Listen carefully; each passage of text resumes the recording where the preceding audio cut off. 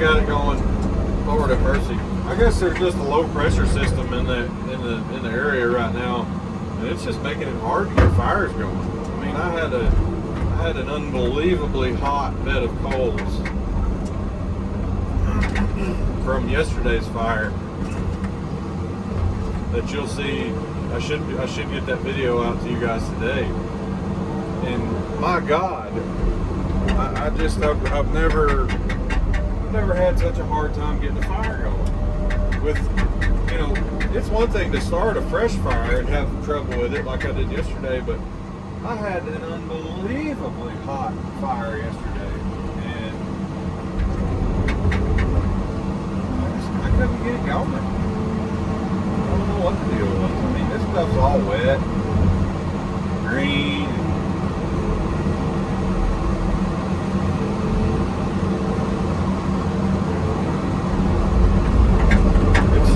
It's craziness. Absolute craziness. This old shit's so thick.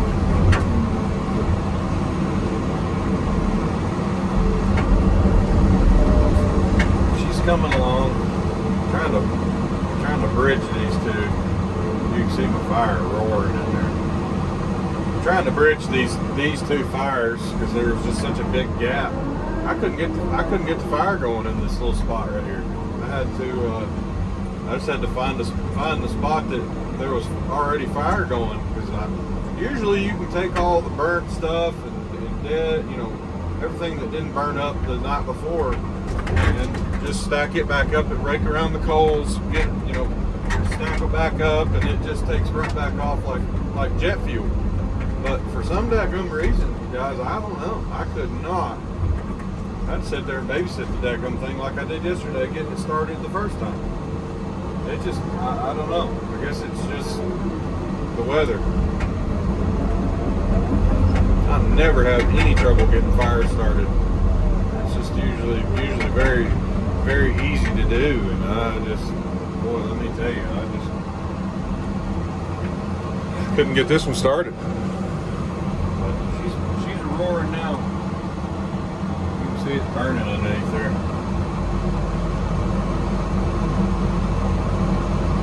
Trying to get the base of my fire wider, that way I can stack more brush on here.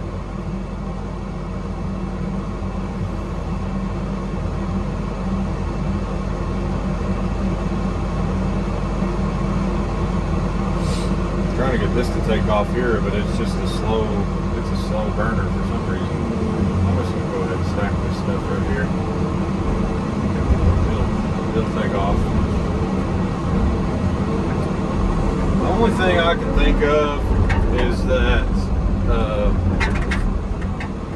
it's having such a hard time taking off because this stuff is so green and the perennial growth. There's not a lot of big logs like this big log here, so it's all kind of. Well, I've been really gentle on how I stack it because it's all wanting to compact together in there. It's so small that it's not letting any airflow get through it, and I think that's one of the reasons I had such a hard time getting it started yesterday, is because it was just, the nature of it.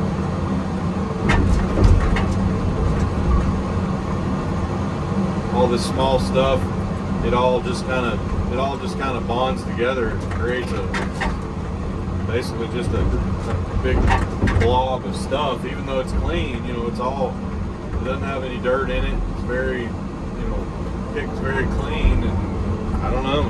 I guess where there wasn't enough big stuff in there, there wasn't very many air pockets in it where oxygen could grow through it and ultimately let that fire grow up through it. So I guess that's why I was having such a hard time getting it going. It's burning good now.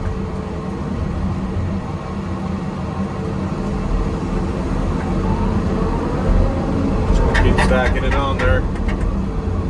Just letting it walk through it. Hopefully I don't catch my digger on fire. Little leaves and like junk flying around in the air.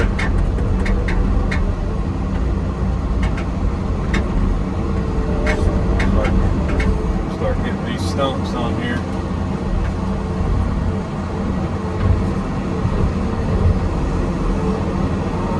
Got a good fire going right here. I think it's going to take off. I'm trying to leave it open right next to the edge there, because it's when I get me a hot spot going there too, I can start stacking even more brush, because you got to get the base wide where you can just keep stacking that stuff on there and get you a big fire going.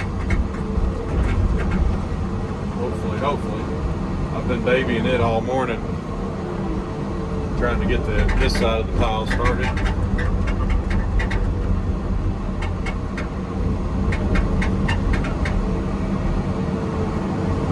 So good.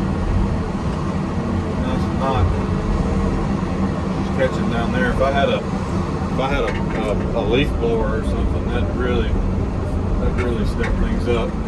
Get her good and hot right off the rip. Got a little bit of walking around to do today, chasing down these piles. We got everything hauled down here yesterday with the back dump, so. When you only have one track hoe, you just gotta kind of haul everything down here. Just get it all down here, kind of close to the fire, and then you just gotta spend a little bit of time walking around and gathering it all up.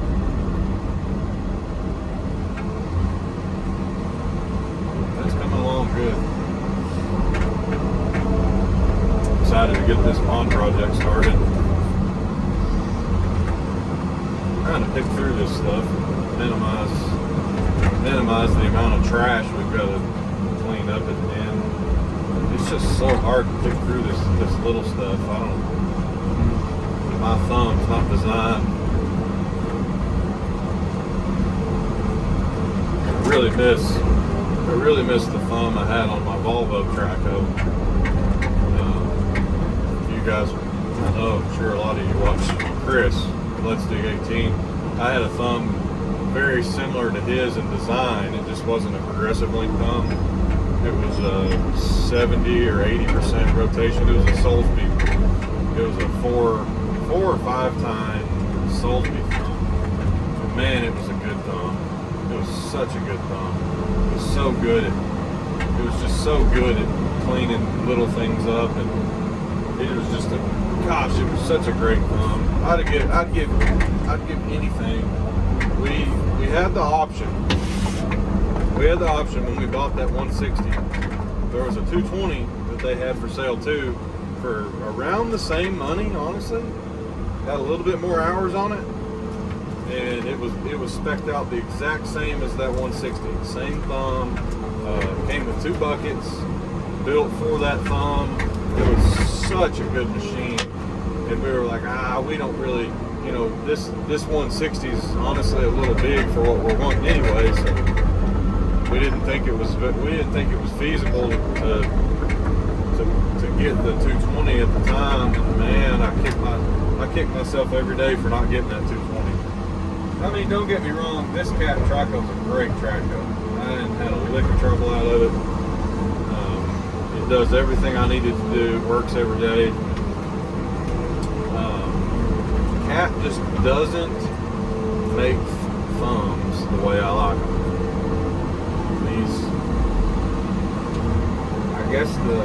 I can't keep a stump to stay. I can't make a stump stay up on this daggum pile. Save my sorry hind end today.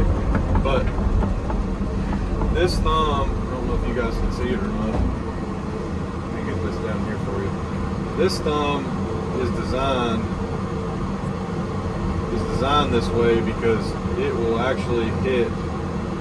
See, my bucket even does it. My bucket even hits the boom. I never really noticed that, but this thumb is designed this way because if it's down, you know, if it's down like this, and I'm doing something, it will see it's hitting the boom like that. that's why that's all messed up right there, because operators in the past hit the. I don't think this thing will come in the cab with me. No. That's the first thing I'd recommend everybody to check when they get a new machine, they're not familiar with it, is ease that thing up there and make sure you bottom the stick out where it won't come into you anymore. And just make sure that those teeth won't come in, because if it's a mismatched bucket and it's got weird oddball teeth on it, I've had guys shove a bucket tooth right through the front of their daggone excavator, or completely trash the cab corner of their machine, because they weren't familiar with their machine and didn't know, and they were clearing and doing and had something, had a bucket of dirt or whatever, and was trying to swing around a tree or load a truck, and you end up shoving a tooth right through the front of your machine because you're not familiar with your machine. So that's what I always do. Every time I get in a new machine, I always check it and make sure that I'm not going to shove a tooth through the front windshield or through the cab corner of this machine, because that's just, guys, that's bad news. That's bad news bears there. You don't want to do that. Trust me. Front glass on these things, not horrible. You're looking at $200 or $300 because they're square. You can have your local glass shop cut it. Where you get into trouble is when you bust windows on like bulldozers, and like my D6N. Glass guy's like, yeah, definitely get out there, because somehow the glue had come loose and the window was rattling, and every time you shut it, the window would jar, and I was scared it was going to bust.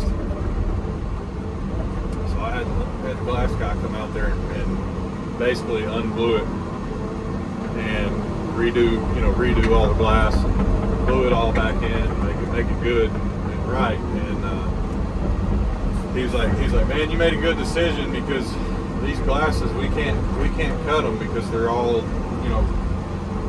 it's not a square glass. It's got Caterpillar doors. Any bulldozer door has got an odd shaped window on it, and he said you'd have had to order that through Cat, and they're very expensive, just to say the least. So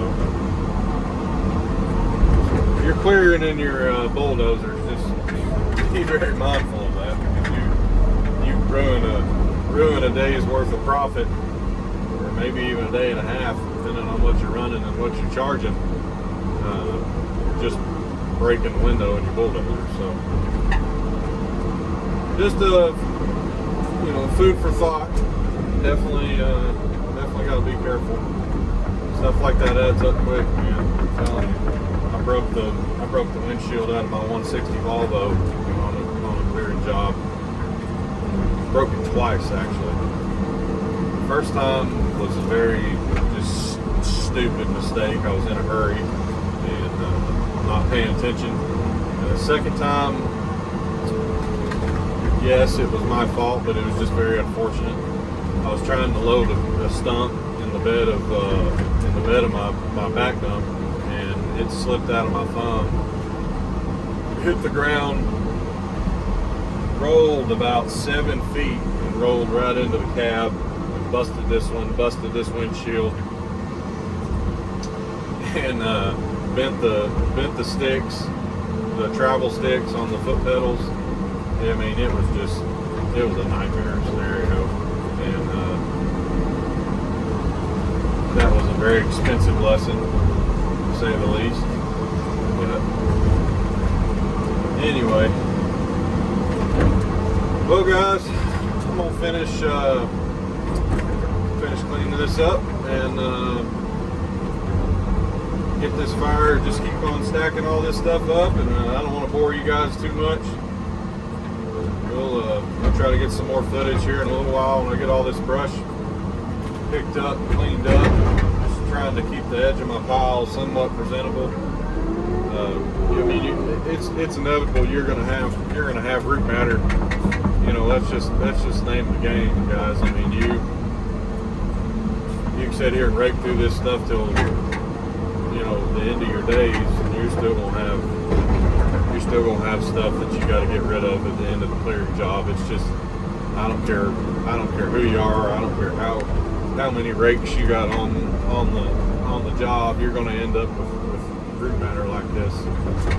So it's just inevitable. It's just part of it. You just got to factor it into your, you know, to your price. Because, you know, I don't care how. I picked every bit of this with a track hoe. I've cleared every bit of this with a track hoe, and I've stacked it clean. You know, stacked it clean. Picked all the dirt out of everything before I stacked it up.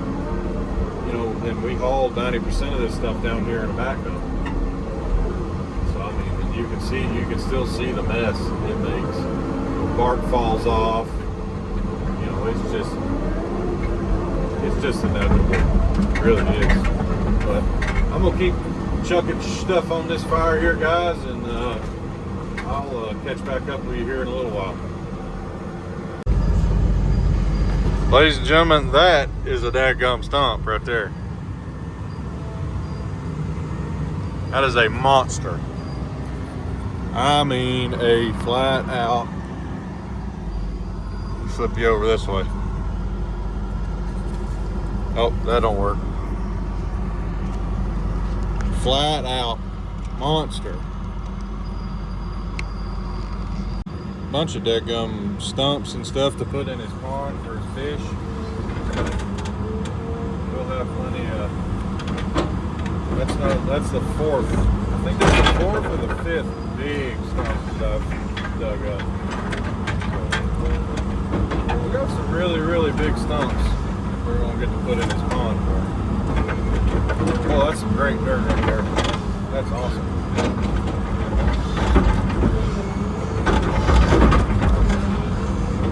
Awesome. We won't really be able to steal much from out here. It's so steep. If we steal the slope out from under it, it'll make his, you know, approach down to his pond very steep. I mean, it's already steep. It's probably a 2.5 to 1, I'd say. It's very, very steep. And the camera just doesn't do it justice. But we know there's some dirt here if we need it. Which I don't imagine we will, but I think we're gonna have plenty of dirt. This is just a you know, a hunting property, fishing, you know, whatever for this guy. I don't think he's ever gonna build a house out here, so we can pretty much get dirt from wherever we want. Well, guys, this damn mount, I don't know what the hell's the matter with it. It just it got loose on me, and I've tightened, set screws, and done everything I know to do to make it work, and it just won't work. So, all right, guys, I just wanted to show you that big old stump. I'll get you a little update on the fire here in a minute.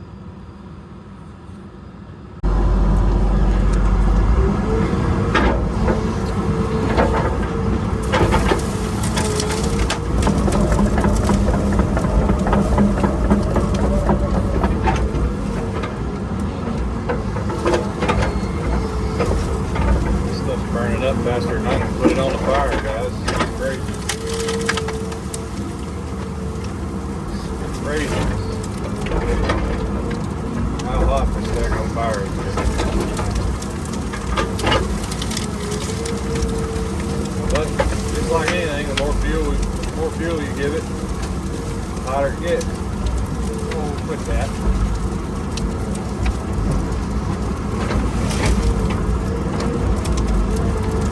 Hot, boys, let me tell you.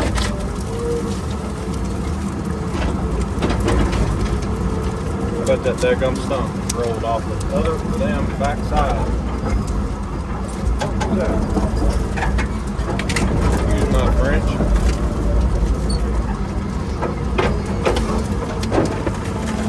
Trying to get this big timber on there.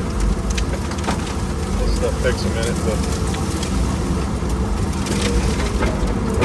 to burn. All this little scraggly stuff, that's part of the reason I can't keep the fire fed. It just goes away so fast.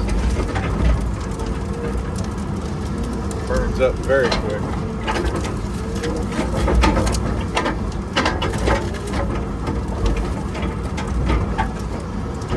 I mean, in a way, it's a good thing.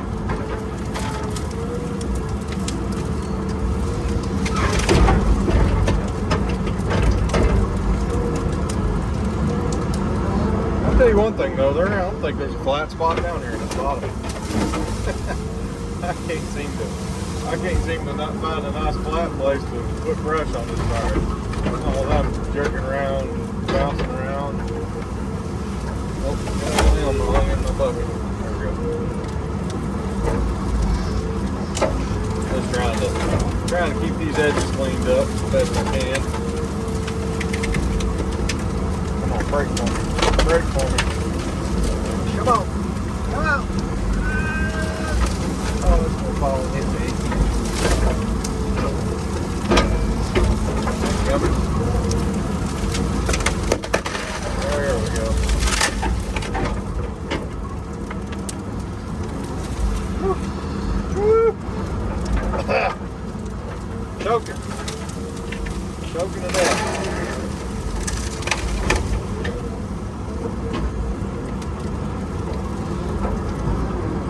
Somebody help me, yeah. I don't know about you guys that clear a bunch for a living, but dang, by the end of one of these clear jobs, my whole damn house smells like smells like fire, smoke. The sweatshirts and all my clothes, and they smell like smoke. You know, you can't really escape it. When you're burning, the wind always changes directions and starts blowing right in your face. You get covered in soot, and smoke, ash, and everything else. So it's just the way she goes sometimes. It's just the way it is.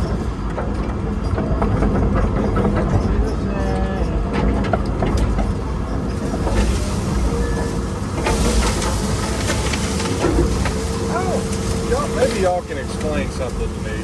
I don't really understand this whole YouTube stuff, but this editing software I pay for said that the music I used was copyright free. So I put it on some of my videos. Now I'm not getting copyright strikes, but they're demonetizing the videos because of copyright issues. But the editing software says it's copyright free music. So I don't know if it's YouTube being stupid or my editing software.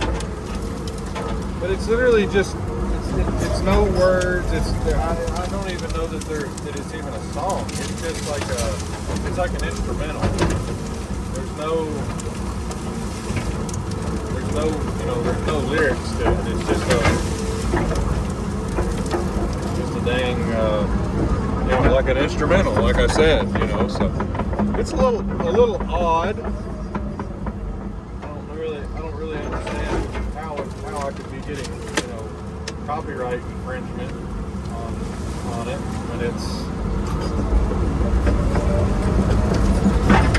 well, that was a heavy load. When the editing software says that it's copyright free, I don't know. A little confusing. Stay right there. Don't fall on me. Well, I can get you pushed up there. So, I don't know. A little weird. A little strange. Don't get it. I was like, whatever. So I just had to take and edit. YouTube let me edit the video, and I just had to mute that portion that had that soundtrack in it. So now it's just going to be a time lapse with no music or no sound. fun stuff. That video is my best video to date, though. 47,000 views on it. Pretty awesome stuff. Unfortunately, it got famous before I got to where I could monetize videos. So YouTube got all the money off of that one. I didn't get nothing. I didn't get nothing. But it's not a big deal. I'm not doing this YouTube stuff for money. If it ever made me a buck or two, you know, down the road, great. But I use this for advertising purposes. You know, clients want to see what kind of work we do, so they can get on the YouTube page and check it out and see our projects and how we work. Type of work we do and how we leave things. I think it's a good thing. I really do. But guys, this job is looking great. If you remember this whole hillside, I mean the whole hillside was nothing but trees. Just grown up junk. That's where I cut the haul road in right there. We're working on getting the back side of the dam cleared, getting all the trees out of the way that could cause a problem down the road for the pond dam, potentially causing a leak. If you have trees growing on the back side of your dam, what they'll do is their roots will actually grow underneath the dam towards the water. That's the way tree roots do. So we try to get all the roots away from the dam if we possibly can. Get the trees away from the dam so that we don't take a chance of causing a leak. It's hard enough to make one hold water, so especially when you've got a bunch of trees like that around, sticking up around your pond dam. Eventually they'll punch a hole through your core and grow right into the edge of your pond. You know what happens then. The water's going to start leaking out. So, all right, guys, we're going to go take lunch here. Let this fire burn down some more. We've got it stacked back up, doing good again. So I'm gonna go take lunch and we will be back.